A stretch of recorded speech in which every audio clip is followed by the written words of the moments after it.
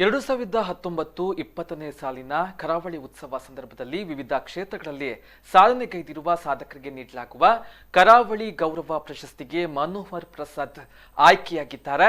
ಕಾರ್ಕಳದ ಕರ್ವಾಲುವಿನಲ್ಲಿ ಹುಟ್ಟಿ ಬೆಳೆದ ಮನೋಹರ್ ಪ್ರಸಾದ್ ಅವರು ಉದಯವಾಣಿ ಪತ್ರಿಕೆಯಲ್ಲಿ ವರದಿಗಾರನಾಗಿ, ಸಹಾಯಕ ಸಂಪಾದಕನಾಗಿ ಸುದೀರ್ಘ 36 ವರ್ಷಗಳ ಸೇವೆಯನ್ನ ಸಲ್ಲಿಸಿದ್ದಾರೆ.